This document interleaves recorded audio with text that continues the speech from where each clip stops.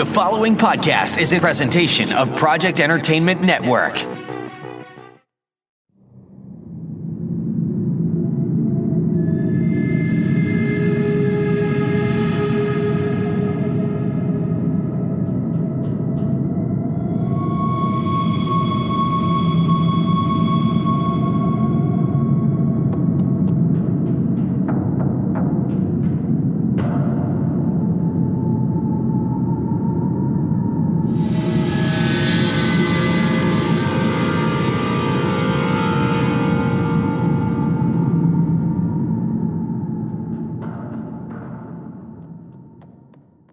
Hello, welcome to Staring Into the Abyss. I'm your host, Richard Gerlach. With me, as always, is Michael Patrick Hicks. Hello. Matt Brandenburg. What is up, creeps? Skype is working. Sweet. For the moment. And we're going to be discussing this episode's special because we're three white dudes talking about Victor LaValle's Up from Slavery. And there's nothing the world needs more right now than three white guys talking about slavery. Yeah. Very true. But this is a really good story. If you have not read it before listening to this episode, it is in the newest copy of Weird Tales, the new iteration of Weird Tales that Jonathan Mayberry has put together. And it is a fantastic story. We recommend you read it before listening to this episode. Yeah, and we'll get into it, but it is amazing. It's fantastic. But I mean, I feel like that and Victor LaValle go hand in hand at this point. Yeah, definitely. I know some people say Victor LaValle. I say Victor LaValle. I'm not too sure which is correct. I only say Victor LaValle because I remember when he had an ad for his comic Destroyer, he had a name written down pronounced like Valley. And I worked with someone who has the same exact last name, and it was pronounced LaValle. It's funny because, you hear his name a lot, and a lot of the time it's LaValle, and so you're just kind of used to hearing it that way.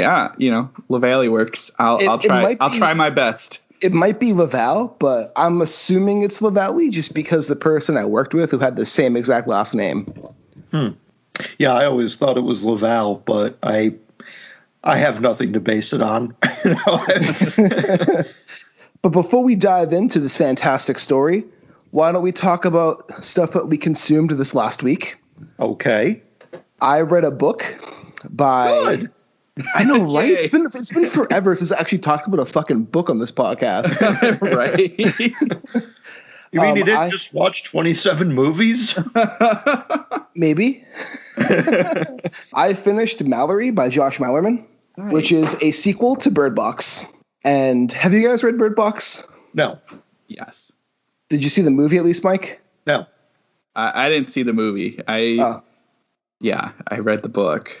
And it was... Did you think it deserved... You think it needed a sequel? I think that it's one of those ones where it didn't leave, there wasn't any loose ends that need to be tied up. It was just the world was built. And so it was fine without a sequel, but having a sequel play in that world more, I thought it isn't, it works. It's not like some random thing where you're just like, why are they making a sequel for this? You could definitely see it continuing on. Now, I don't know, and maybe you can explain it more because you read it, but my thoughts were where would you go with the sequel? I don't know if we need an explanation of what the things are. So I don't know if I would want that, but I definitely would be fine with seeing what they do now that they're with that group. I think they were in a school. I can't remember where they were at. School for the Blind. Yeah. So seeing more of that, just kind of how does life go on, I think would be interesting. Well, so this begins at the School for the Blind, and the people there have gone mad. Oh, no. And they're killing each other and shit. So this is how it begins, and they're killing each other, and Malorie's trying to find her two children. She finds them and escapes, and then it fast forwards 10 years into the future. Oh, interesting. And they're living in a campground, I believe, in Michigan. Hey, all right. And And her two children, her daughter kind of like listens to her mother's every word, and she's an avid reader.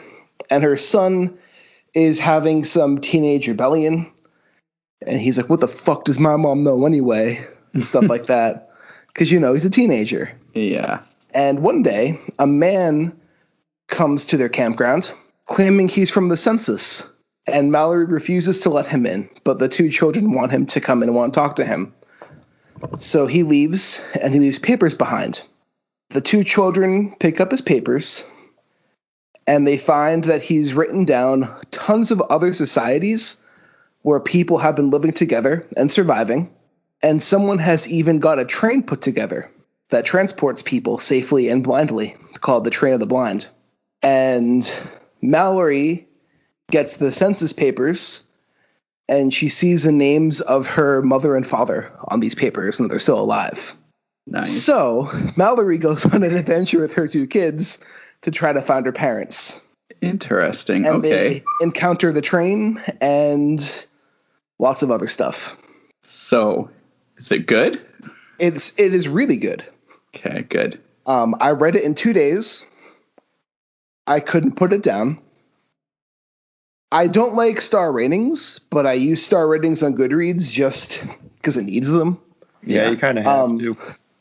I gave Bird Box a 5 out of 5, but I read it when it first came out, so maybe my opinion would change on it now.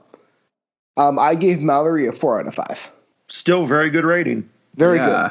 My main issue with Malorie comes into the climax, and it's not so much an issue with Malorie, it's more Malerman likes to rely on plot conveniences a lot. And sometimes they work and sometimes they don't. And this one kind of had me questioning it a bit more than normal. Okay. But besides that, the book's a page turner. Like, I started it and read 150 pages the first night. Like, I just sat down and I could not put the thing down. Then I went to sleep, woke up the next day, and I read it until it was finished. It's only like 290 pages. Malerman has a really smooth style. Yes. It reads fast. I think he did a good job developing the world, and I would like to see him write other stories set in the world, but maybe not so much focus on Malorie and her children, but maybe focus on other aspects of this world to help make it feel more alive. Yeah, there's a lot you can play with in there. I mean, I think just in Bird Box, what he does setting up with like having the two children and teaching them how to not open their eyes, I think is a really cool way of doing like basically your kind of apocalyptic story, end of the world zombie-esque kind of thing. Not that there's zombies in it, but just that concept. So I think it's neat that he didn't in Bird Box go with just a general of like, well, here's 6 people just trying to figure this out, where he took in the changed it by being like, well, she's pregnant and she's having these children in this world, and how do you teach children not to open their eyes? And I think that just that concept alone was unique and like a really cool way to kind of tell that story about this end of the world kind of thing. So anyway, doing that, I think it would be interesting to kind of see what else he could do in that world, because it would be kind of neat just to see what things happen. Totally. And I would actually strongly recommend Malorie. I think it's a really solid follow-up. Bird Box left no loose ends, but this book expands on what the first book did. Nice. In a really great way. Now, do you think, because I think I had asked you when you had texted about reading this, like, it's been years. I mean, not like Bird Box has been out forever, but I think I read that about 4 years ago. I think when it first came out. I read it when it came out 2014. So. Yeah. So, like, did you reread it, or were you able to go in and be fine? I mean, all you need to know about Bird Box is the ending. So it's like, what happened to Tom? What happened to Olivia when she was born, right? Because she gives the name Tom and Olivia. Oh, is Olivia? Ophelia, I think. I forget. Yeah. The daughter gets the name from the mother who birthed her. Uh-huh. And the son gets the name of the survivor that Malorie was in love with. Gotcha. And remembering that comes into play. And also Gary from the first book. He's still kind of a looming presence in this one. Nice. He was the guy who was the crazy one who was passing as like normal. Yeah, he was the one in the attic. The monsters in, yeah. Yes, that was a pretty intense scene. I remember reading that and just being like, "Holy crap!" So just remembering like who Gary was and remembering those two parts, you'll be fine going into Malorie. Well, I have it, so I'm ready. I'm excited to check it out. Malerman did the best he could to make it a sequel, but also make it approachable as if you were a first-time reader to the book too. Nice. Well, good. Which I think, especially when you're making a book, Bird Box came out like 6 years ago. Yeah. So, I mean, if you're making the sequel 6 years in the future, you want to make it adaptable for anyone to kind of jump into it. Right. Plus, you got people who've only seen the movie, so it's probably nice to just have it be like this to not cover. Having not seen the movie, I have no idea how I want to, but I don't know how close it steers to the book. It's decently close. Okay. No, I mean, it's exciting to see him play in that world again. And so, yeah, I was happy to pick it up. So, Mike, what about you? Any recommendations? I read the new Isaiah Coleridge book, Worse Angels, from Laird Barron. And excellent. Yeah, if you've been a fan of this series, book 3 is well worth picking up. You're not going to want to miss this one. And I hope there's more of these to come. I hope this isn't the last one. In this one, Isaiah Coleridge is hired by a former and very corrupt police officer to investigate the death of his nephew 4 years earlier. The guy's name was Sean Pruitt. His death was ruled a suicide by investigators, claiming that he jumped off of a shaft, down a very big shaft, at the construction site of a Large Hadron Collider in upstate New York, which after reading Black Mountain, that was the second book, Barron had started to inject some light horror elements that were kind of familiar. If you're more familiar with Laird's horror works than these noir titles from Isaiah Coleridge, you kind of thought maybe he was going to be pushing this series more toward horror and cosmic horror in particular. So when I found out that Isaiah was going to be investigating a murder or suicide at a Large Hadron Collider, I was super fucking giddy. It's like, all right, he's going to be bringing in all kinds of fun stuff here. But in fact, Laird actually plays it pretty straight. This is a noir series to begin with. Isaiah is very much in the mold of a hard-boiled PI. And although there are, yeah, for sure. And although there are weird elements in here, this is still very much more of a mystery novel than a horror. It's just a mystery novel with some really, really strange premises. So we've got this Large Hadron Collider. We have a cult that Laird introduces that Isaiah comes up against. And, of course, these cult members are also kind of racist. Or actually, they're just really racist. They're trying to steer Isaiah away from the investigation. And the way they think they're going to do this is by approaching him in his car and telling him Isaiah is half Maori. And so when they see him... kind ain't welcome around here. Exactly. That's pretty much exactly what they do. They tell him he's got to go back to his country. So he just gets out of the car and whoops the shit out of them. Awesome. One of my favorite aspects of this series is when Coleridge beats down these racist motherfuckers. Yeah. Hell yeah. Like Black Mountain opens with him just putting a severe hurt on an Aryan biker. Yeah. And that is still one of my favorite scenes out of this whole series. But this one's pretty good, especially late in the book when he breaks out his Jade War Club from his father. Nice. Hell yeah. Yeah, it gets really good. But overall, the mystery itself is really good. He keeps you guessing and wondering how all of these disparate elements fit together, because you've got the high science of a Large Hadron Collider, and then you've got the very old world mysticism of a cult. and the things that they believe and what they think they can accomplish, and how Isaiah kind of fits in the middle of all this, along with some dangling threads from the second book with the Zircon Corporation and the stuff they kind of took away from the serial killer that Coleridge was hunting in that book. The Croatoan, I think? The Croatoan, yes. Yeah. I need to read those books. I have the first two in paperback. Oh, you got to read them. They are so fantastic. Good. They are. Yeah. One thing I noticed, I thought Black Mountain was kind of relying a little bit more on an older style of writing. Like there was a lot of patois that would have fit in like the 20s and 30s that were the inspiration for these noir stories. In this one, Barron plays it pretty straight as more of a modern kind of dialogue. So it doesn't feel as odd or obtrusive, but still very, very readable. Trying to think, because Black Mountain was the second one. Yeah. I don't remember that too much. I mean, like, I know some of the scenes because isn't there like a... Yeah.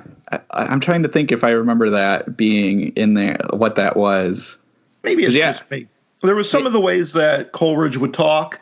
He would use, like, you know, he's a very well-read character, and he's a big fan of movies and noir from the 20s and 30s. And some of that would kind of come through in his dialogue and his internal speech patterns. But this one, it doesn't seem to have that as much. I think I remember that now, just kind of him playing with that a little bit. So. Yeah. He still wants a hat. He still wants to have his PI hat. Yes. But yeah, it's a really good book. This was, for me, another page turner. Like you, Richard, I was having kind of a dry spell with reading too. So I had been reading a lot of comic books to try and get me over that hump. And when I came into this book, this was very much the book that I needed to kind of get me back into a cycle of reading some books. Yeah, I've been on a movie spree. Yeah. Yeah. Well, my big thing is, like, it sounds weird, and, like, I think you'll get it, but I got my work laid me off in May.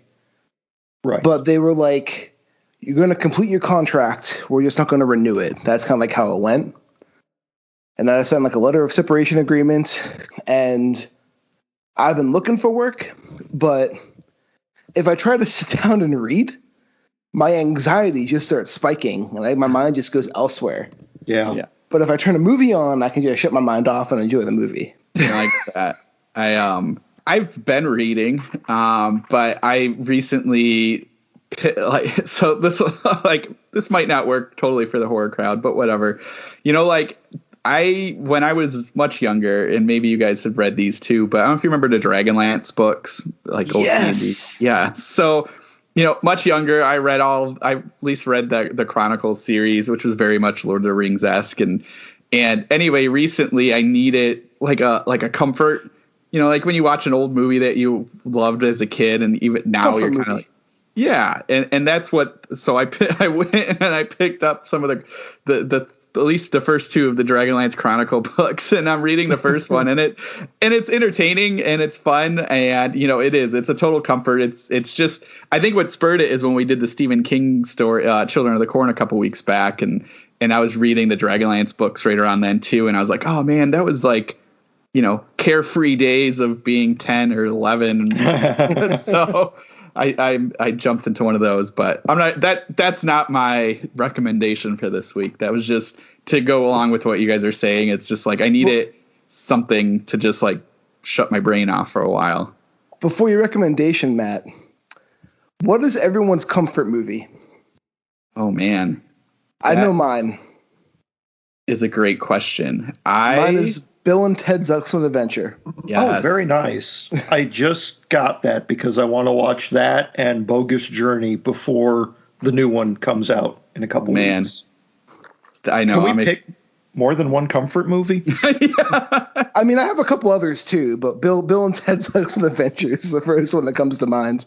You know, I'm going to be kind of like on a Carpenter kick because I'm going to say Big Trouble in Little China and The Thing. Yes. And depending on the kind of mood I'm in, like either one of those are my comfort. If I need something that is just gory and violent, then The Thing. For sure.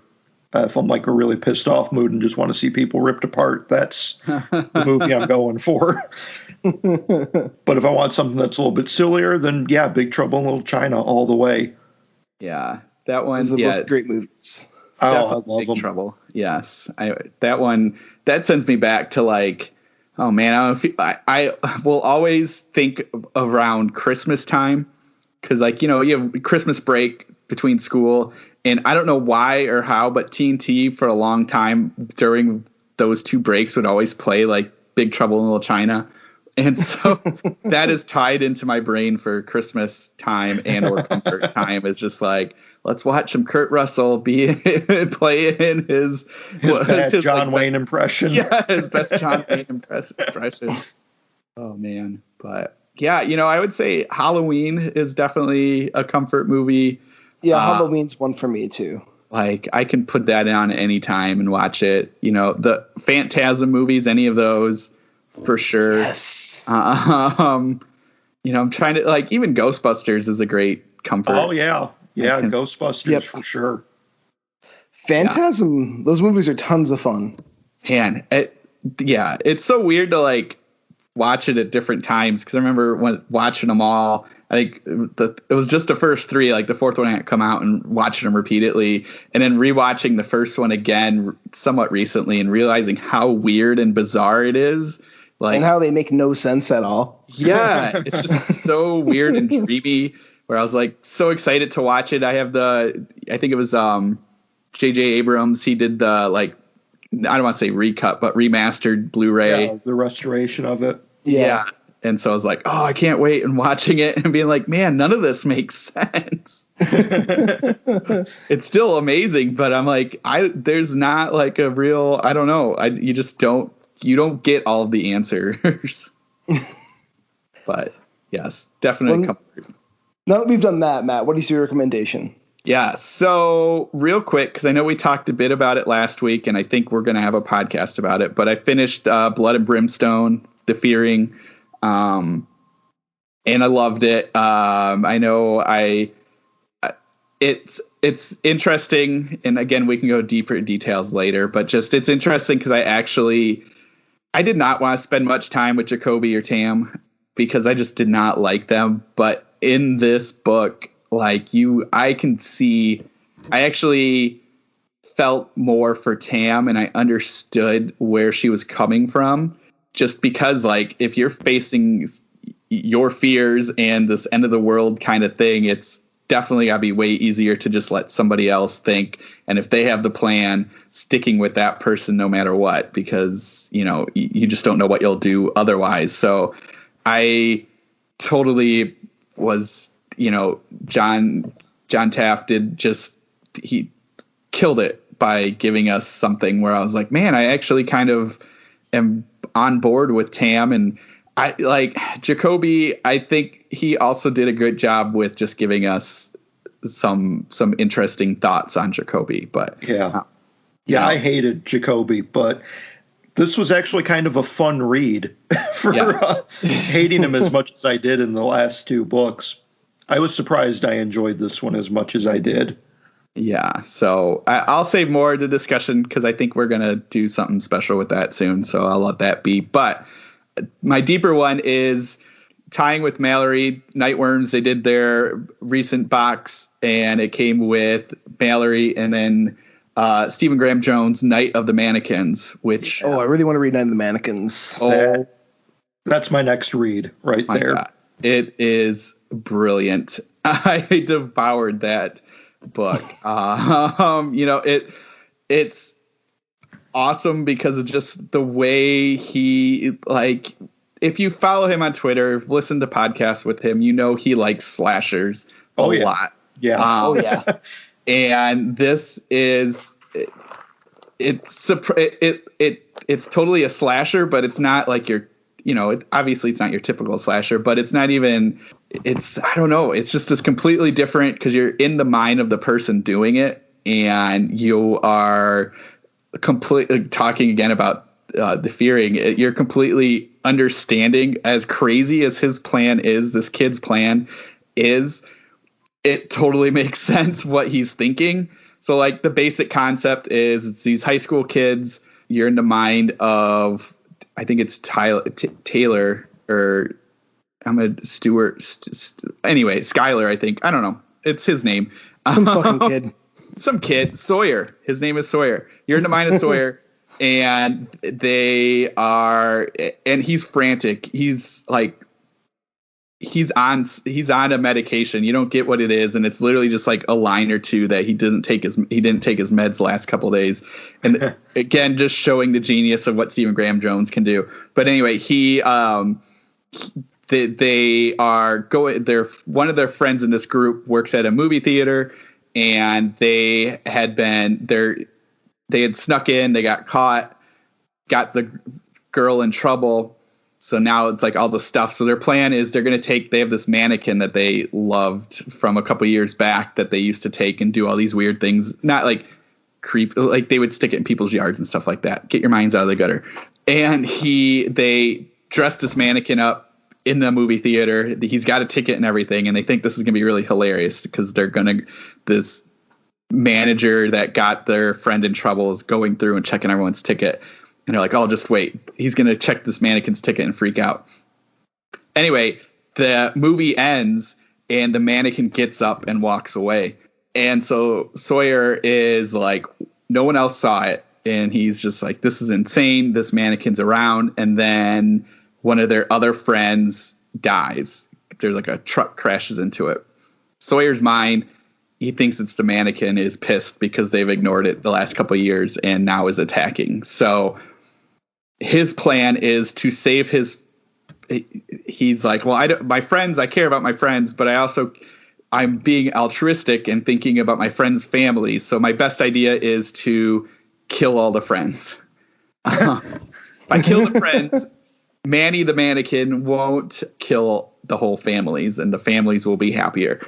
So that is him. And that's the slasher begins. He goes and he at one point makes a mask and but like it all logically makes sense as you're in it. You're in his head. He's telling you these random stories. It's very like scatterbrained on what he's thinking, but he's connecting all the dots. And just the way Stephen Graham Jones does it, again with the med thing, you only get it once or twice, just enough to know like, oh, this kid clearly needs something, but he's not doing what he's supposed to do. And the way he's pointing everything out and the way he's figuring out the best way to do all of these things, it's just, you don't realize you're in a slasher until about halfway through. And then at least for me, I was like, as soon as he put the mask on, and I was like, holy crap, this is like a total slasher monster. And it's brilliant. It's a ton of fun. And I know what everyone's thinking about, which is the mannequin and me freaking out about mannequins, but it did okay. I made it through. The mannequin has its own agenda appearance, and I was okay with it. So awesome. But yes, I'm proud of you, Matt. Thank you. I mean, mannequins are different than dolls. They're just giant dolls. No, not really. Have you seen one up close? They're terrifying. Yeah, I mean, I've been to the store. I've seen mannequins. They're like on my level. I would say like they are below dolls because dolls are tinier, and so there's a little bit of that creep factor. But man, a mannequin, if I saw one like walking down the street, I don't think I'd be okay with that. And some of them, they look so musculature. I don't know. For me, the only other thing I have to recommend from this last week is I saw Jojo Rabbit, which doesn't really fall into our podcast. But I really want to see that, though. If you hate Nazis, it's a good movie to watch. So it's for everybody, hopefully. Everybody listening, anyway. Like, the movie's pretty much... It's based on a book, and I guess the book is completely different. Like, Taika Waititi read, like, half the book and stopped. Then he bought the rights to the book, and he turned it into, like, a movie. I love it. But that's the way to do it.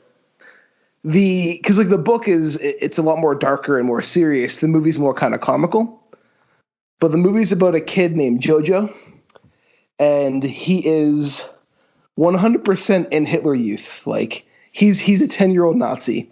Goodness. His imaginary friend is Adolf Hitler, played by Taika Waititi himself. And the movie opens with him at like Hitler Youth, and they're at like this whole youth camp thing with Nazi officers as their counselors, and they're playing camp games. And this like one officer, played by Sam Rockwell, is showing off like a grenade, and Jojo wants to show the other kids he's cool. So he runs and he takes the grenade away from him and throws it, and like it blows up in his face.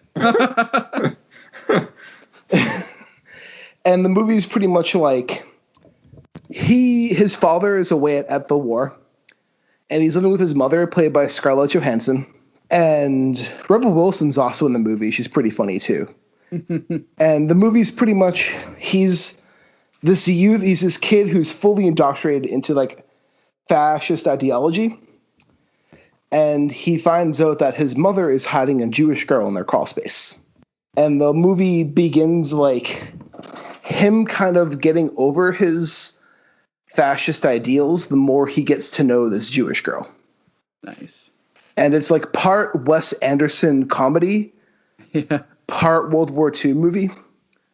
Like my favorite running joke in the movie is as the movie continues, the Nazis are losing the war, and they're pretending they're not. So like as the movie continues, you see the scene in the background falling apart, and there's one part where he sees his Hitler Youth buddy, and he goes to him and he's like, "Hey, this is a new uniform." He's like, "Yeah, we're low on soldiers, so they have the Hitler Youth join the army."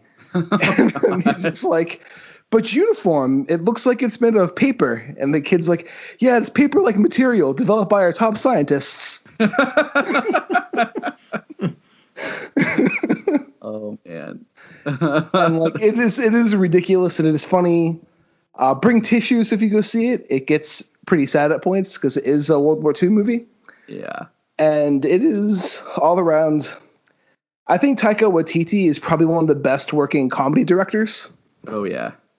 Like What We Do in the Shadows is a great horror comedy. Yes.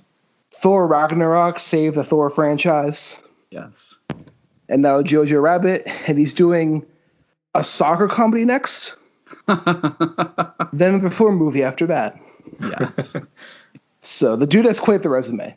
Yeah. But also like he's hilarious as Hitler too. There's one part where he finds there's a Jew hiding out in the attic, and he's talking to his imaginary friend Hitler and discussing what to do, and they both say at the same time. Hitler goes, "Burn the house down and blame it on Winston Churchill." And the king just goes, "Negotiate," and Hitler's like, "Oh, we could negotiate." Like it is really funny. And also, this will come into play in Victor. But the movie, it's a PG-13 movie that has one of the best uses of "fuck you" in like a PG-13 movie I've ever seen. That's the other recommendation I have, besides starting The Devil All the Time, which is a fantastic, what I like to call like a white trash noir type read. Okay. I'm not deep into it yet, but I'm hoping to finish it in a couple days. I need to hunt that down. The trailer, they just released that for the Netflix movie, and it looks amazing. The book is fantastic so far. I bought it like 2 years ago at a library book sale, and I started reading it. And then like 2 hours after I started, the Netflix trailer dropped. Yeah. I'm just like, well, I picked the right time to read this. Right. That's some kismet right there. Yeah, it is. Now you have a timeline. You have to finish it. But that's it for me. If you guys have anything else. No, I'm ready. Let's get the show on the roll. Yeah, let's do it. So I will say Up From Slavery by Victor LaValle is about a man named Simon Dust who was born into the foster care system.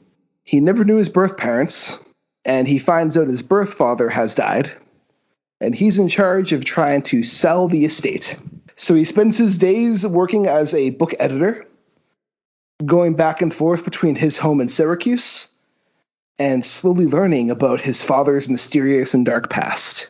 Is that a good summary? Yeah, I think it's a good it doesn't, yeah. Because we're going to dive into spoilers like pretty quickly. Yeah, this is going to be very spoiler filled. So if you have not read Up From Slavery, you can find it in Weird Tales number 363, The Return of the Magazine after many years away, thanks to Jonathan Mayberry's editing and diligence. Yep. It's back. So before we get started, I want to say, have you guys read The Changeling? No, it's on my cart to be read. Have you guys read any other thing by Victor LaValle before? The Ballad of Black Tom for me. Ooh, that's a good one. I haven't read that yet either. I might have. I was trying to think about that as I was reading this yesterday, and he might have been in an anthology or two I've read, but I can't remember, which is a shame. It's because he's amazing. Yeah, no, he's fantastic. I was saying that because Victor has like the best use of fuck I've ever seen. Like this story's a bit more like profanity filled than he normally is, but he's able to just like make those like fucks punch. You talking about In the Train Car? Yeah. Yes.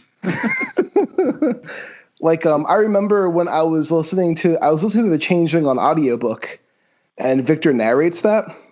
Nice. And like part 2 of the book is called Shit, Motherfuck, Goddamn. And I'm just like, what? and then like it gets to the part, and in my head I was like, shit, motherfuck, goddamn. Like he's really able just to make it punch, and I admire that about him. Yeah, just from the start, just his writing style, and it, talking about Josh Malerman and talking about Malorie. This story, like it. Oh God, it just read so smooth. Like you're going through it, and it like his sentence structure and his use of words, everything in it just was like pitch perfect. Where I'm just like, this is brilliant. I know Victor is a really great stylist, and this narrator is an unforgettable narrator. Yes, he has such an incredible voice. And even from the first page, like he just bursts with personality. Yeah, just everything, like his motivation, everything he's doing, it just was amazing. Like I want more of him, which, as we get into spoilers, I think we could get a lot more. We could get a lot more. Yeah, there's definitely some openings if he wants to continue it. Yeah. So let's dive in. Yes. The story opens with the Amtrak from New York City to Syracuse. It gets into a huge accident. It derails. Like our narrator helps a pregnant woman escape and reveals that he's partly to blame for the crash. And then it goes back, and we found out the story started in media res, which I hate in media res openings, but the story does it really well, so I can't complain about it. Well, and it's cool because it drops. So like he drops the hint that he was part of the cause, but I think he also drops a hint that like people are reporting this black man had helped a ton of people. So like, especially with knowing what the ending is, you're kind of like, oh, I see. So it gives you enough to be like, oh, something strange is happening, and I'm ready to find out what this is. Just like as a quick overview, because this story is a really easy story to go over, but it gets into some really deep shit. He gets note that his birth father died. He goes to his birth father's house, which the realtor suggests they sell for $75,000, which tells me that's a really shitty house, or at least in a really bad condition.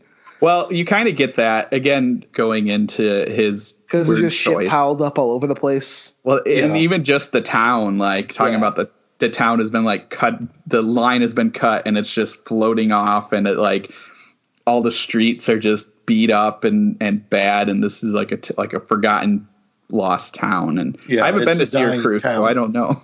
I haven't been to Syracuse either. But I do like how He finds out his father died. His father was sitting in a chair and pointing at something.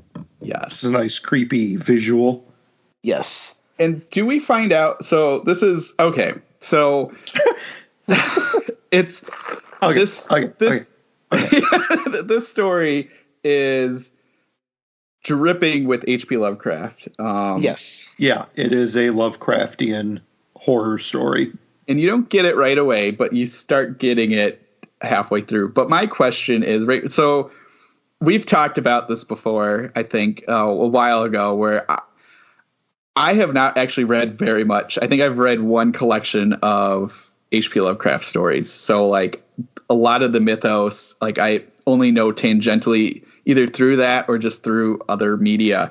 So I'm going to have a lot of questions. But my first one is because I feel like, and I'm flipping through here, when he finds out his father is dead, but finds out his father knows where he lives, he figures out the name pretty quick, right? And the name is like Thomas Edward Dwyer, I think. Yeah. Yes, Edwin Dwyer. Yeah. It's like, and he goes, it's like TED. Is that a reference to something? It's a reference I to saw two this things. reference to T.E.D. Klein. Yep, that's one of who them. was another writer who worked in Lovecraft circles. Okay. So I was going to say, Matt, when you mentioned that we don't get any Lovecraft references until halfway through, that's actually wrong because we get them within the first couple pages. Yeah. The law firm Pabody and Associates. Pabody was one of the men who was on the expedition to At the Mountains of Madness that was led by Dr. Dwyer from the Miskatonic University. Oh, damn. So, yeah, there's tons of little references hidden from the beginning. Yeah, quite. I see. Well, I still appreciate the story. So if you're reading this and you haven't read much H.P. Lovecraft, I think you'll be okay. Oh, yeah. It works without reading any Lovecraft at all. Because I had no idea. I just assumed like that name. And then when he at one point says the initials, I was like, okay, that clearly means something. I don't know what. And then also we get it when he goes up to the house, and there's just a lockbox because the owner of the house or the realtor or whoever he was going to meet wasn't there. And he starts typing in the number 193, and then that's when the neighbor comes rolling up. And then later on, we find out it's 1936. I assume that was an H.P. Lovecraft reference at some point. So, actually, I did a little bit of homework. So, good. Yeah, 193 is where it cuts off the first time. And this is a fun little bit of trivia, but 1931 is when Lovecraft wrote At the Mountains of Madness and submitted it to Weird Tales, who rejected it. 1936 is when it was finally published by Amazing Tales. Yep. Or Astounding Tales, one or the other. But it's kind of fun to see that, Lovecraft was rejected by Weird Tales, and Victor LaValle is right here in the very first issue of the relaunch with his Lovecraftian story. I have a funny Lovecraft story is every time he was rejected by Weird Tales, they gave him an extensive things of notes to make the story better. And he would ignore the notes. And then he just resubmit it a year later, hoping they forgot. And then would get published the second time he tried to submit it. That's funny. Just means keep going. Pretty much. But yeah, no, this story is tons of Easter eggs. If you're a big Lovecraftian person, there's Easter eggs sprinkled all throughout the story. Yeah. If you're a big aficionado, you'll pick up right within the first couple pages that this is very much a story that is related to At the Mountains of Madness and the Lovecraft mythos. I started noticing it because the house, his dad's house, is just full of junk, boxes and everything like that. It mentions the Antarctic expedition his father went on. I was like, oh, okay. And it's funny. I should have realized that you figure it out pretty soon, for some people sooner than others. But Victor LaValle did a podcast. So I don't know if you remember, Eli Roth did, I think it was History of Horror on AMC or something like that. Yeah. I listened to the whole podcast. Did you? Okay, that's what I was going to say. Shudder has a podcast because they did all these interviews for that show, and they just took all those interviews because they had to trim them for the show, of course. And they put the full ones for the podcast. Yeah, and so there's a really long one with Victor on it, and he talks a lot about H.P. Lovecraft and just like that history of his H.P. Lovecraft's like racism and hating of everything. And so like I should have realized how in depth he was, and I should have realized as I was reading this, like, oh, okay, this is what this is going to be. But it took me a little bit longer than that. So. And that touches on a point that I want to ask you guys about later on, but that can wait. Okay. Little teaser for something later in the episode. Ooh. So as the story continues, Simon is going back and forth between his home and his father's home. Like every week, he makes a trip. And nobody sits by him. And nobody sits by him because no one wants to sit next to a black guy. Even if the train is full, the seat next to him is always empty. Yeah. And he's working on editing a Booker T. Washington book for another press, and the book's called Up from Slavery. And he's really entranced by the opening chapter where Booker T. Washington talks about his time as a slave, and the rest of the book is more about his adulthood because he was freed when he was very young. But our narrators focused on this first chapter and focused on how people perceive him as a person. And he eventually meets a man, how do you describe, man with a baggy suit, right? Yeah, man in a baggy suit. And this man knows more about our protagonist than he's letting on. Quite a lot more. And they keep on making the trip back and forth.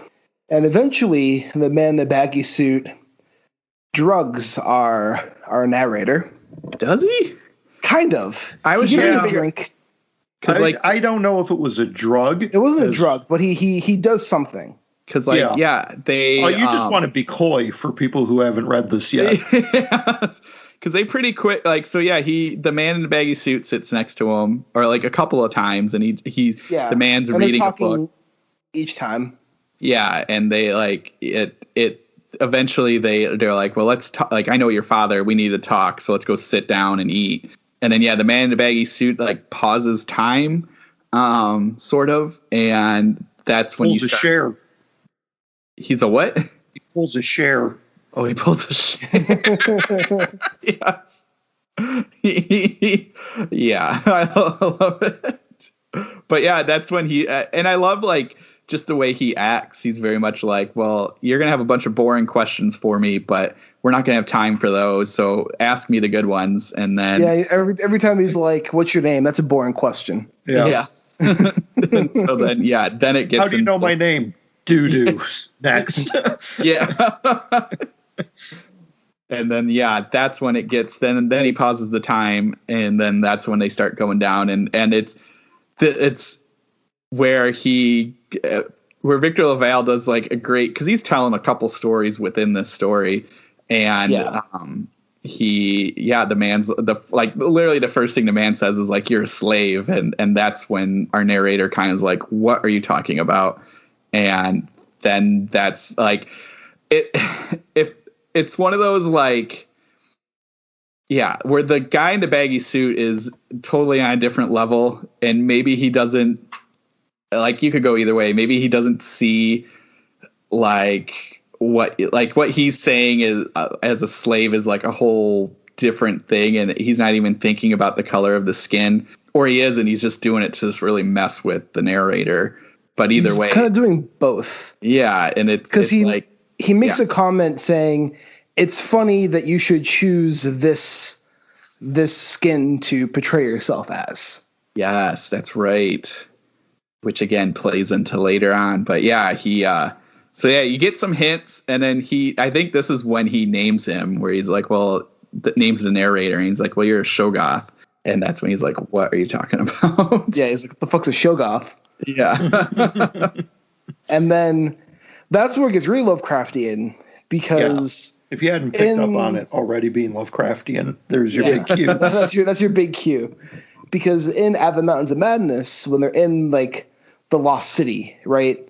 The elder things, like the star-shaped creatures that are frozen in the ice, they created a race of beings called the Shoggoths, who were essentially their slaves. And the Shoggoths built this city. And eventually the Shoggoths had a revolt where they fought back against the Elder Things, and the Shoggoths escaped or disappeared. And our narrator is supposed to be one of those Shoggoths who got away and kind of created a new life for itself, which will come into play later. Yeah. And pretty much gave itself amnesia to forget its history and just live its life as a human. But also that his father is the person who brought him back from the Antarctic expedition. Yes. Yeah, sorry. I'm like, just like, yeah, because yeah, and so that's where he's like getting the story, and that's what I'm trying to figure out. Is the Man in Black man in the baggy suit, is he trying to just get him back into slavery, or is he trying to kill him? Oh, okay. He's trying to get him back into slavery. He makes him, the man in the baggy suit made him kill his father. Yes. And the neighbors. Yes. The neighbors. And the man in the baggy suit's trying to reclaim his slaves. That's right, because he wants to go find more of them and get them all back together to have an army. He says it would be fun to have an army like this. Yeah. Yes. He can control Simon because he has the magic word that kind of triggers him in like a hypnotic state for command.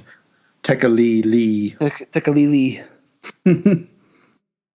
But yeah, it keeps like jumping back and forth because like you get pieces of that lunch in between our narrator trying to get the house ready, and like they're again playing with like the narrator knowing like people's perception of him as a black man. He's waiting for the trash collector, and he mentions, he's like, oh well, I waved at my neighbors just to let the guy know that I'm okay, which we find out later what actually happened to the neighbors, even though the neighbors aren't out. He keeps saying like, oh, I think the neighbors are working. And so like it again, like, so you're not sure, you're kind of like, oh, maybe the neighbors are working. And then we find out later that he killed them. Yeah. There's a lot of parallels going on between Simon Dust and his nature as a Shoggoth, and paralleling that with the story of Booker T. Washington's childhood as a slave. Yes. And his eventual absolution of his white owners who would just be absolutely atrocious to him and beat the shit out of him. And it kind of creates this tension as to how is Simon going to get out of this predicament. Yeah. Like he notes early on that he has to spend a lot of his time trying to make white people feel comfortable in his presence because, he's the scary black guy. And is this guy in the baggy suit, is he going to just kind of mindlessly work for this guy or absolve the elder gods of what they've done to him and his people? Or is he going to fight back somehow? Which the man in the baggy suit is one of the elder gods as well. He's the crawling chaos. Yeah. It's funny because I was looking up Shoggoths in before this just to be like, because I haven't read In the Mountains of Madness, and just hearing about how like, they were slaves and then eventually they kind of fought their way to like a freedom where they could escape and not be trapped in the water like the Chosen One. And I'm just looking back at the story we're reading too, and there's that comment where kind of near the end where he gets a quote from Booker T. Washington where he says like, ever since I had been old enough to think for myself, I've entertained the idea that notwithstanding the cruel wrong inflicted upon us, the black man got nearly as much out of slavery as the white man did, which you see now because that the Shoggoth got freedom and they figured out. And then as we get into the story more, we figure out that Simon figures out his power and now is kind of like figuring out his way to do stuff. So yeah, just to go with what you were saying, Mike, just that concept of like, we're seeing the parallel between Booker T. Washington's story and then Simon's story, and then having this man in baggy suit come back, I think helps break him out and get him to what he wants. Thought was really interesting. And which leads the story to the train derailing, which is kind of Simon fighting back against the man in the baggy suit. Yeah. Yeah. Where he doesn't want to. He finds out the man in the baggy suit had him kill his father, had him kill his neighbors, and is making him do these things without him even realizing it.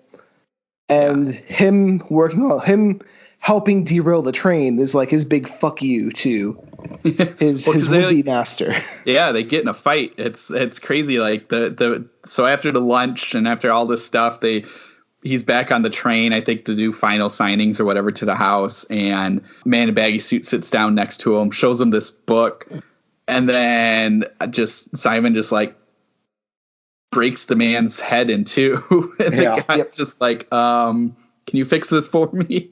It's a really great fight scene. Yeah. Oh yeah. And it's a great, like, just a commentary on everything, because it's like the man in baggy suit gets up and he's throwing this big fit, and then one big linebacker looking guy gets up and is ready to get in a fight, and then the man in baggy suit just turns him into like a puppet, pretty much, just like extends his limbs out, but his veins are all still there. It's really messed up. Yeah, he's held together by strings, or what look like strings, but it's just his veins. It's just such awful mental imagery, but it is so fucking cool. Yeah, it's really visceral. Then you got the other couple in the front of the train recording it all, and I do love that, because he's thinking about, he's like, well, all right, why are they recording this? Like, what is this going to tell for my story?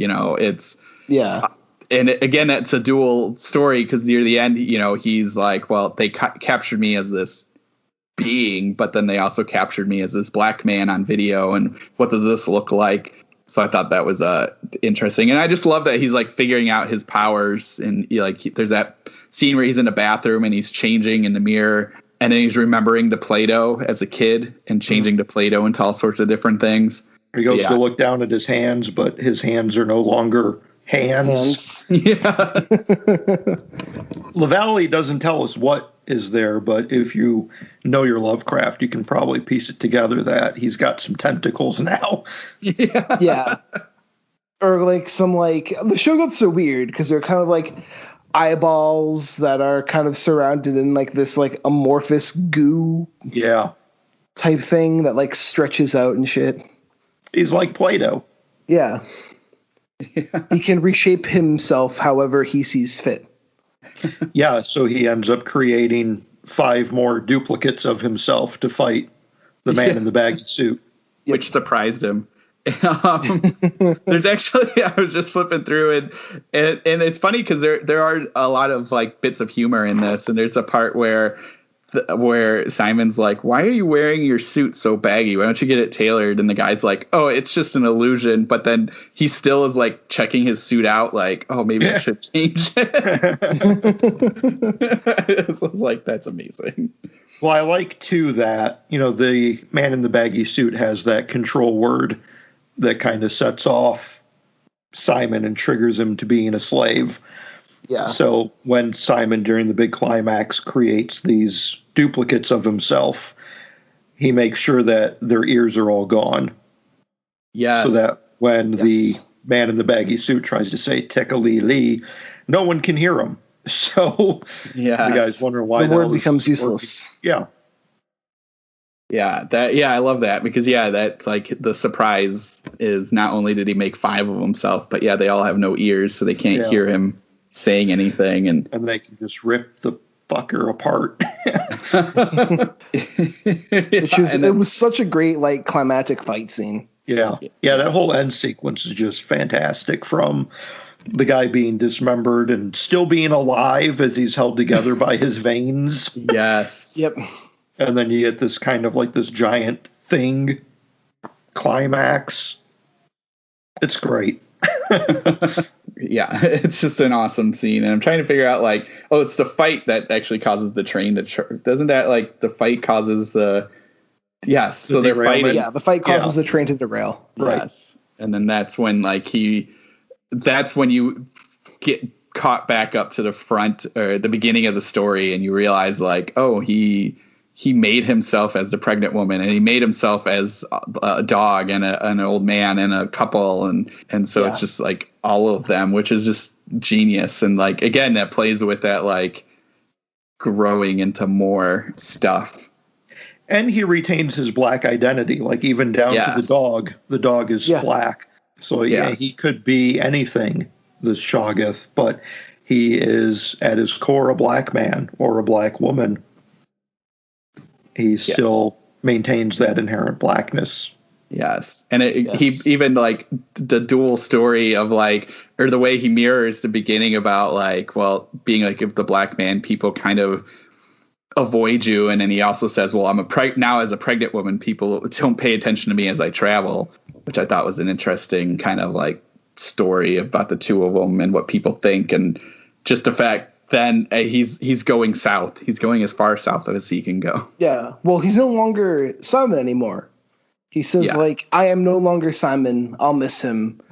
Now I am Simone. And he's and Simone, Shoggoths have like no gender, so there's kind of this more like gender switching aspect of it. But she's moving further south to get closer to Antarctica.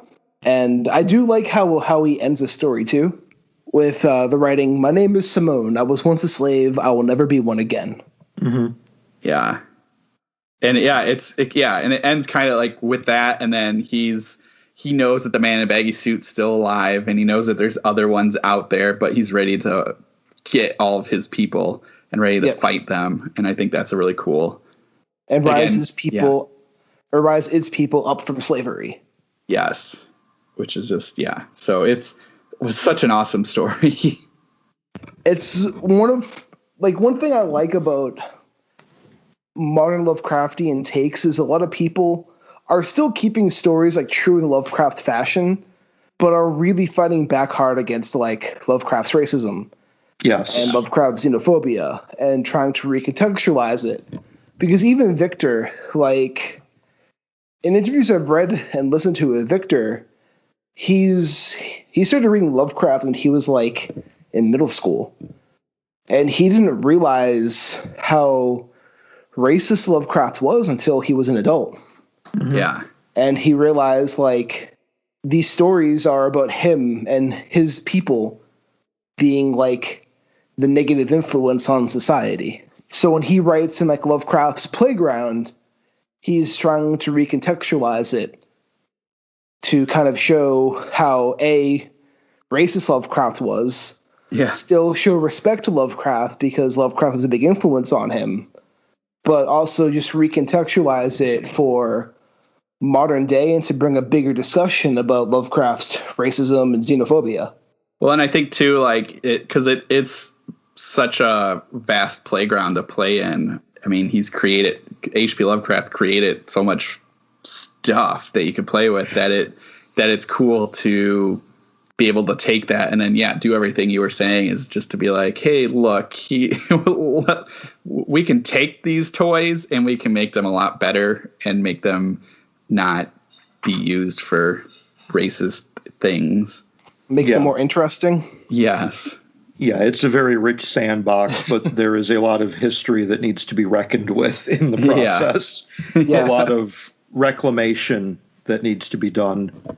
Yes. So that those works can continue to stand the test of time. Or not those works necessarily, but the ideas, the creatures, the mythology of it can be more progressive. It doesn't have to be something that is completely trapped in a mindset of 100-year dead racist. Yeah. I don't know. I think because Victor's really only written, from what I've read, only 2 of his stories are like Lovecraftian. Mm-hmm. Like there's this one, Ballad of Black Tom, and that's kind of it. The Changeling is more kind of like a Neil Gaiman type story. Mm-hmm. And then his other stuff's either more literary fiction or kind of like literary horror fiction. Okay. But this was like, these stories are him kind of tapping into like that Lovecraft vein. Well, he does it exceedingly well. He does do it exceedingly well. This story is definitely one of the better, like, more modern, more English. Wow. This story is one of the better modern Lovecraft takes I've read in a while. Indeed. Better than anything we'll get from the Lovecraftian, like the old Lovecraftian crowd of curmudgeons. Yeah, it's really good. And even, like I said, I couldn't pick up all of it just because I hadn't read it all, but there's enough there where you can see it and you can see what he's doing. And, I love that he isn't playing with just like Cthulhu and like, that kind of thing, or even like a Reanimator story. I mean, he's picking Shoggoth, and again, from what I read, that like that thing is shown up in stuff, but it's not like everywhere you look you see Cthulhu. But this is something different, and I think it works really well in this story, considering what he's working with in the Booker T. Washington story and just the modern day world. So yeah, I think it was really cool. Yeah, it's a very smart take to examine the slave race of Shoggoths and contextualize it against current day viewpoints of Black Americans, as well as the historical U.S. slavery. Yeah. And I think the fact that, Simon can be anything, and in the end, when he has to give up the identity of Simon Dust and become Simone, he is now going through the rest of his life, or however long he needs to be in this new identity, as a pregnant Black woman, which is probably even more challenging and possibly perilous than just being a Black man. And even the whole idea is like, because he's more comfortable, or we keep saying he, but it's more like it's more comfortable posing itself as a Black person. Yeah. It's part of its identity. Yeah, it connects with that element, that kind of downtrodden, somebody who's looked upon by society and often ignored. It serves its purposes to kind of be ignored. It wants people to sit next to him on the train, but at the same time, when push comes to shove, it's also going with those. I'm not really sure how to say this, but when push comes to shove, it'll enjoy its being. It shouldn't say enjoy, but when push comes to shove, it's not afraid to fight back. Right. No, it definitely isn't. As that climax, that beautiful, beautiful climax shows us. Yeah. Yeah, and man, I just want he could do so much. He could do a whole sequel to this. So he could do a lot with this story, just covering just the fact that there's others out there of other Shoggoths out there, and then there's the elder gods out there, and the fact that he's converging down into as far as he can go in South America, to as close as he can get to Antarctica, which I thought was interesting. Like, is that just what that meant? Why is he trying to get, or why are they trying to get down to South America and get so close to Antarctica? Is that just like to go back? That's where the city the Shoggoths built is, in Antarctica. But are they just going to like take it back? I think it wants to go back and try to find if there's any others left and try to help free them. Yeah, free them or tear down the city. Yeah. I mean, there could be a neat parallel between that city being like a Confederate monument and just tearing that fucking shit down and build something better in its place. That I want to read that. Yeah. Let's get rid of this monument to Cthulhu's racism and build something better on the, or salt the earth and just never let anything grow there again. But yeah, that's why it's moving like close to Antarctica, is it's trying to get back home and reclaim it. Mm-hmm. Yeah. Which I think is cool. Like, even thinking about the fact, like, they're trying to hide, but then they're also trying to call their others. And I think that's an interesting look. And it's, again, it's worth exploring more and something more like in a longer form, just because of like the fact that they were hiding and how easy it would be. And like she could be hiding again, cause she's as a pregnant Black woman, but at the same time, I think it's kind of the beginnings of something more. So anyway, I think that would be, God, there's just so much to explore in that. It would be so cool. Yeah, there could be like an underground railroad for Shoggoths. Yes. That he could be starting to create. That would be sweet. A sweet story. And I think we all agree that everyone needs to check the story out and give it the love it deserves. Yeah. Now, go on, Matt. Well, no, I don't. Maybe this was going to be broader, just regarding Weird Tales, and because this came out like a year ago, I feel like. Yeah. Are we going to get more? We're supposed to. Okay, I want to see more. I don't know. I was hoping Weird Tales would be like a quarterly. Yeah. But I guess it's more like a yearly because they had an open call, and they recently had like an open flash fiction call. And so there's still plenty more Weird Tales. Yeah. I mean, Mayberry has a lot on his plate on a regular basis. So, and there was some issues, like they had some controversy on their Facebook recently. That was fun. What was that about? Someone who was working for Weird Tales on their Facebook admin posted a meme claiming that COVID was a hoax. And Mayberry didn't take too kindly to that. Rightly so. And the person who owns Weird Tales didn't take too kindly for that. But you also had a bunch of people who were like, you're stifling this guy's freedom of speech, blah, blah, blah, blah, blah. Like the fucking Cronterian Weird Tales crowd who accepts and would rather we not address Lovecraft's racism because he was just a man of his time. Yeah. I know when the magazine was launched, there was a bit of a stir on the internet, as usual, because, Mayberry had put out a call that this was going to be more accessible, more progressive, more open to people of color and women's voices and things like that were not necessarily a part of Weird Tales history in general. And the trolls did not take kindly to that. They're like, no, we want it to be this racist magazine of the yesteryear.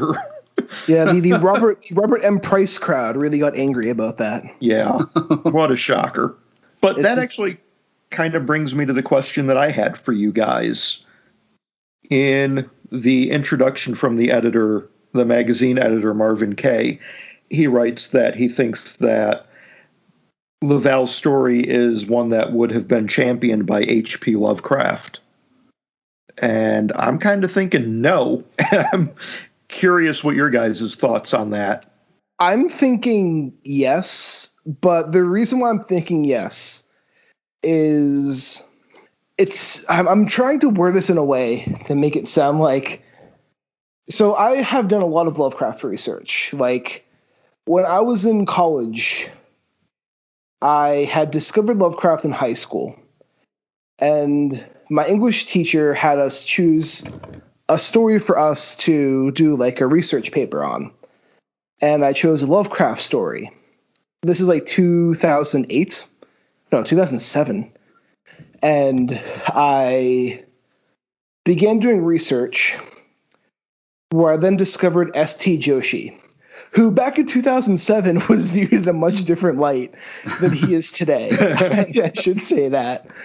And S.T. Joshi kind of opened my eyes to like horror and weird fiction academia, where I then began doing more research about Lovecraft. And upon doing this research, one of the things I learned from Lovecraft, and like Neil Gaiman got shit for saying this, and he could have worded it better. And when he was talking about Lovecraft on a panel recently over Zoom, I think, or Skype or something, and he said like Lovecraft's racism didn't come out of hatred, it came out of fear. And Lovecraft didn't just hate black people. He legit was afraid of anyone who wasn't like him. Mm-hmm. That meant Italians. That meant Irish. That meant anyone who didn't come from like an Anglo-British background. And he was also very anti-Semitic. But, and this is where it gets complicated, Lovecraft eased up on his anti-Semitism after he got married, because the first Jewish person he met was his wife. And once he got to know her as like a person, he began to kind of lessen on those views. And once he got to know like certain people as an actual person, his views about those people would change. So a lot of his like racist attitudes came from the fact that he was extremely ignorant and kind of unwilling to accept and learn. Mm-hmm. But if he put himself in a situation to, or was put in a situation to, his ideas would change. And I think this type of story Lovecraft would champion because it's a story that kind of challenges his own works. And even back in the day, like Robert Howard was a very racist person. Surprise, the guy who wrote Conan was a racist. And Lovecraft and Robert Howard were very good friends. And Robert Howard actually has Conan stories that take place in the Cthulhu mythos. And a lot of those stories kind of challenge Lovecraft's ideas of his own mythology, and Lovecraft kind of appreciated the different take on the mythology he was building.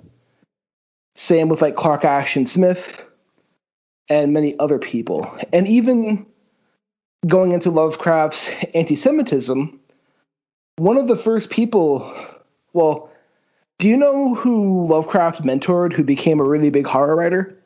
Robert Bloch. Robert Bloch was a Jew. Okay. And like him and Lovecraft are really good friends. And he also appreciated Robert Bloch's unique and different takes on his own mythology. So that's what I think Lovecraft would have like this story, because it's a different take on what he had built, and he likes seeing other people's takes on his own work. That's my big spiel. Well, that's good. I mean, the reason I was just saying no is because given what he named his cat, I kind of can't figure that he would have supported a black author all that much, or would go so far as to be a champion of that work. I don't think he would be a champion of it work. Like, I don't think he would be like, yeah, this is a work of everyone has to read, but I think he would be appreciative of it. Okay. And he would have been appreciative of a different take of his own work. Yeah, I have nothing else to say after that. I think that covers it. You know, I do think one thing you kind of were mentioning, and thinking about this story, is H.P. Lovecraft's fear of everything and how that plays into all of his stories. And how his characters are always kind of afraid of stuff around them. I like that Victor LaValle like flipped the script on that and had all of the other characters be like, had all the other characters kind of be afraid of the narrator, or at least through the narrator's perception and through actions of sitting down, and even the way the neighbors came running over to check, and weren't 100% certain if they believed the narrator Simon was actually the son of the owner of the house, Dwyer, whatever his name, Edwin Dwyer or whatever. So like, oh no, go on. I was going to say, which also plays into Victor's other Lovecraftian story, The Ballad of Black Tom, where Victor takes like the horror at Red Hook, which is arguably H.P. Lovecraft's most racist story. And he writes it in the point of view from a black character in that story. Yeah. The character everyone in that story is afraid of. Yeah. So like, I love that. And I think that does work with exactly what we're saying, like of people playing with H.P. Lovecraft stories, and having that much knowledge on H.P. Lovecraft, I couldn't tell you if he would like the story or not, but I think he would have to appreciate the fact that he did something different with his stuff and didn't just follow the same blueprint. And even me saying like Lovecraft appreciating it, Lovecraft is one of those writers, same with Robert E. Howard, like in modern day, we're like, we make an IP and we're like, this is our IP. Yeah. This is our world. But like back in the 20s and 30s, people were writing these stories and they were inviting other writers to write in their same universes. Yeah. So like they wanted more of a community, more people writing in the universe, telling stories in their kind of like shared universes they were making. So that's why like Conan's public domain, the Cthulhu mythos are public domain. Like all that stuff is because these writers were trying to create a community of writers to work in each other's worlds. Which is really cool. And you don't really see that as much anymore as you did back then. All very locked up. Yeah, it's all very Disney-fied. Like, we cannot, if we create something, like, there will be no public domain ever. Like, even after 70 years, we're going to have generations of lawyers defending our corporate right to keep this ours. We're going to remake them as live so we can own the characters for another 100 years. Yeah. If you ever try to write another Grimm fairy tale, we're going to sue your ass into the ground. Yeah. You can't do Sleeping Beauty. That's a Disney property now. Yeah. The thing about Lovecraft, too, is, like, he's such a complicated character. Like, I'm of the mindset that he was a racist, and a lot of factors about his life are irredeemable. Mm-hmm. But I feel like he's also a very complicated person. And to just approach something as, like, this person, like, I think Lovecraft and his viewpoints are kind of irredeemable. But I do think Lovecraft is a complex person that if we read his letters or, like, we learn a bit more about him and about other people, it, one, helps us understand that they had really trashy views. And it helps us appreciate what we have now. Even if things still suck now, they suck a lot less than they did. Yeah. And it also helps us understand, like, the mindsets of these people and where these people came from and what they were thinking. If they were thinking. If they were thinking. Like, Lovecraft's a weird guy. Yeah. His idea of, like, a date was telling a girl he was into scary stories by a graveyard. Which, as far as fetishes go, I mean, that's so he wasn't operating on the same playing field that most people were operating on. But he also, like, to understand his views, he lived a very sheltered life. Like, he came from a family who was very wealthy, and his father went away. His mother was, like, super overprotective and kind of abusive, and he was just an extremely sheltered person. And because he was sheltered, he had these negative viewpoints that would change once he got to know people. But he wasn't willing to get to know people because he was too afraid of them. So it creates this kind of, like, endless circle for him, which we see a lot represented in his fiction. Well, at the very least, kudos to him for being ahead of his time on the science of scaring your date in order to try and get some. There have been scientific studies that horror can be a bit of an aphrodisiac. I mean, they're not wrong. I mean, you scare the girl, she's got to kind of, like, cuddle up to you for security. Have you guys... And then the next thing you know, it's WAP. What ass P word? Oh my gosh. Well, Cardi B. The reaction to that song is, like, one of the funniest things I've ever seen in a long time. Oh yeah, it's so crazy. The Ben, like, Shapiro take was my favorite. That was hilarious. But, like, so this is way off topic, but I think it's still funny. All the alt-right neo-Nazis getting online to tell you making a woman wet is gay. No, it's I mean, I don't know. I don't think Ben Shapiro's ever made the macaroni sound, so. Oh, God. Oh, goddamn, I picked the wrong time to drink. Oh, wow. All right. I had to. But it's also the fact that it's, like, people, like, listen to songs like R&B songs or, like, rap songs where the dude's talking about, like, having sex with all these girls, but you turn the tables and people get mad all of a sudden. Yeah, there's always been a huge double standard. Like, a guy who has sex with a ton of women is a stud, but a woman who has sex with a ton of people is a slut. Like, one of my favorite rap groups. Like, have you guys ever heard of Run the Jewels? No. Yes. So Run the Jewels, they're a rap group featuring LP and Killer Mike. LP's my favorite rapper. Just an FYI for people if you fucking care. In case you have an Amazon wish list or something, people should check out. I already have all his vinyl. Anyway, but they have a song on their second album where it's like LP and Killer Mike are just rapping about like raunchy sex. And the chorus is just like, she got my dick in her mouth all day. And then there's a guest verse on the song from Gangsta Boo from 3 6 Mafia.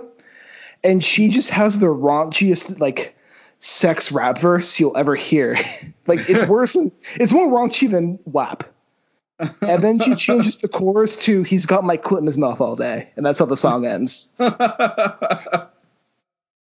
So it's like people have been doing that for a while. And when that song came out, people were just like, this song's so fucking stupid and it's gross. And it's like, no, the song's hilarious. Because like they're making a point. Like you get mad when Gangsta Boo raps about this shit, but you don't care about them rapping about it. Right. And the same thing with WAP. It's like, who fucking cares? Like they want to rap about how much she enjoys sex. Let them fucking do it. Yeah, more power to her. The song slaps. That's all I'm going to say. The Ben Shapiro thing was the funniest shit, though. Yeah. His wife telling him that it's a sign of, like, a yeast infection. Oh, God. He always doesn't understand a fucking metaphor. Yeah. But got a big no entry sign hanging. It's sand. Yeah. Fucking hell.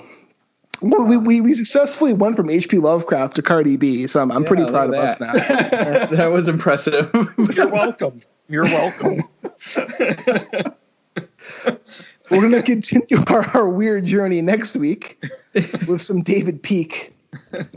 Maybe we could tie some Cardi B into that one as well. We'll find out. Well, that we're all peaked. Why not? Let's see what we can do. So, Mike, where can listeners get in touch with you at? You can find me on the Twitter at MikeH5856 or my website, michaelpatrickhicks.com. And Matt, what about you? I am also on the Twitter at BrandonBergDM. And you can follow me on the Twitter at Rudy53088 and our podcast at Into Staring. Oh, I burped. At Into Staring. Make sure you leave a review on iTunes. Help us on the algorithm. Make sure more people get stuck in the abyss. And as always, tell them all about our burps. Keep staring. Every person's story has something to teach us. How others view life, how obstacles are overcome, how joy is felt, how fears are faced, how love is expressed. The Matters of Faith podcast explores individual stories of people's lives and how faith plays a part. It may not be your story, but it may help shape yours. The Matters of Faith podcast with Jay Wilburn is on Project Entertainment Network.